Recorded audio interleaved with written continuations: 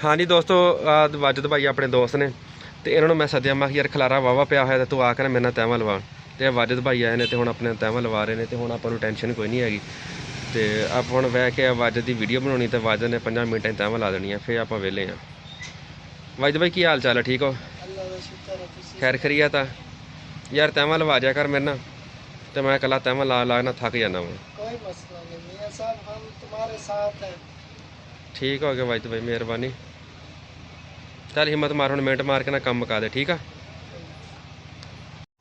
हाँ जी, अस्सलाम वालेकुम रहमतुल्लाहि वबरकातुहू। की हाल चाल है जनाब? ठीक हो? खैरियत ते असीं माशाअल्लाह खैर खैरियत नाल पहुँच गए हैं दुकान ते आ तुहानूं दिखाने खलारा गाहक दा। सूट उन्होंने एक लिया ते खलारा किन्ना पवाया आ देखो।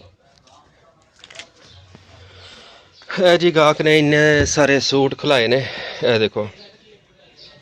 ते सूट उन्होंने सिर्फ लिया एक, वो भी नखरे कर करके। ते मैं भी फिर रेट लाया उस हिसाब ने कि इन्ना खलारा पवाया। ए देख लो, ਇਹ ਦੇਖੋ ਸਾਰੇ ਸੂਟ ਜਿਹੜੇ ਹੈਗੇ ਖੁੱਲੇ ਪਿਆ।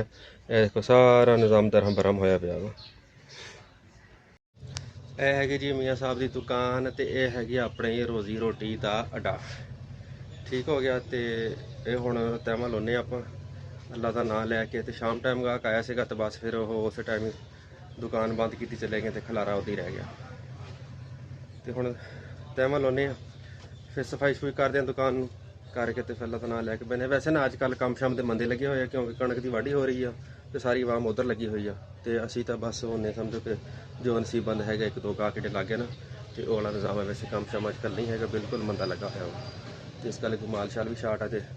तो जो ही काम चलते ना 10-15 दिन है नहीं औखे, तो उस तो बाद काम चल जाएगा, फिर माल शाल भी होर लियावांगे तो फिर अल्लाह खैर करके फिर फुल माहौल आ।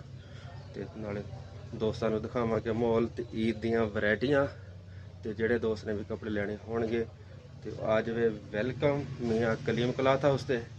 तो सारे दोस्तों बहुत बहुत शुक्रिया जिन्होंने दोस्तों ने चैनल सबसक्राइब नहीं किया, चैनल सबसक्राइब कर लेंगे, बैल आइकन ऑन कर लेंगे। तो असी थानू नवी वीडियो जोड़ियाँ हैं डेली भेजते रहेंगे। बहुत शुक्रिया।